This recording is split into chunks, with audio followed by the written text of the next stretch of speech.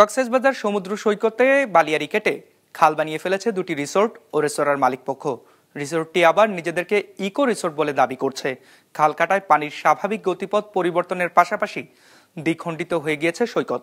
কক্সবাজার প্রতিনিধি সুনীল বড়ুয়ার পাঠানো তথ্যছবিতে desk report. 250-টিরও বেশি ডিজাইন অপশন নিয়ে ওয়ালটন স্মার্ট ফ্রিজ, বোঝে আপনার প্রয়োজন। পৃথিবীর দীর্ঘতম সমুদ্র সৈকত কক্সবাজার, যার প্রাকৃতিক সৌন্দর্যে মুগ্ধ হয়ে ছুটে আসে দেশ বিদেশের হাজারো পর্যটক। তবে উদ্বেগের বিষয় হলো সম্প্রতি বালিয়াড়ি কেটে সমুদ্রের স্বাভাবিক পরিবেশের মারাত্মক ক্ষতি সাধন করা হচ্ছে।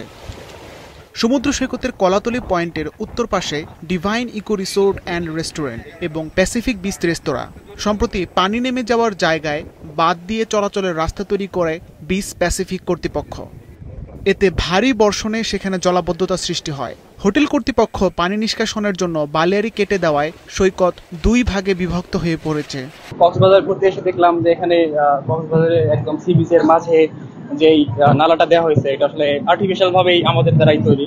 একদম নোংরা পানি আসতেছে, যেটা আসলে আমাদের এই সি বিচের সৌন্দর্যটাকে পুরোপুরি নষ্ট করে দিচ্ছে। করে এখানে হাজার হাজার মানুষ গোসল করতে নামতেছে, তো অ্যাকচুয়ালি এখানে আপনার পরিবেশ দূষিত হচ্ছে। এই খালের কারণে রেস্তোরাঁর দূষিত বর্জ্য সাগরে যাচ্ছে বলে জানালেন এই পরিবেশ কর্মী।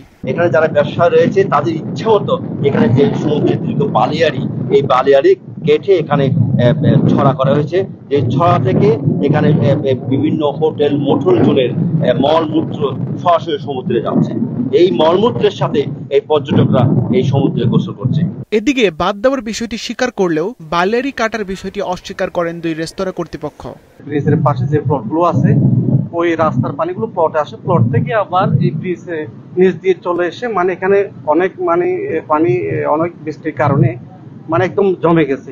আমি এখানে বাদ দিছি, আমার এখানে ময়লা পানি যেন না আসে, আমার সামনে দিয়ে ভেঙে এটা পানি, এখানে কেন পানি আসবে ভাই?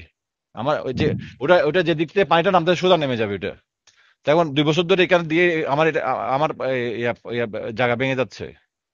আমার জায়গা রক্ষা করার জন্য আমি এখানে বাদ দিচ্ছি। কেউ নিয়ম বহির্ভূত কাজ করলে তদন্ত করে ব্যবস্থা নেওয়ার কথা জানান জেলা প্রশাসক ও কক্সবাজার জেলা প্রশাসক ও সৈকত ব্যবস্থাপনা কমিটির সভাপতি। কক্সবাজার উন্নয়ন কর্তৃপক্ষ আছে, কক্সবাজার পৌরসভা আছে, এখানে প্রত্যেকেই কিন্তু তাদের ভিজিলেন্স টিম কাজ করছে এবং যদি অবৈধ কোনো পন্থায় তারা যদি নিষ্কাশনের ব্যবস্থা করেন, এটি উভয় কর্তৃপক্ষের দেখার সুযোগ রয়েছে। জেলা প্রশাসন এই বিষয়টি তদারক করবে। বিশ্বের দীর্ঘতম সমুদ্র সৈকতের সৌন্দর্য রক্ষা ও পরিবেশ বিধ্বংসী কর্মকাণ্ড ঠেকাতে কর্তৃপক্ষের নজরদারি বাড়ানোর দাবি সচেতন মহলের। বিজনেস রিপোর্ট, মাছরাঙা টেলিভিশন।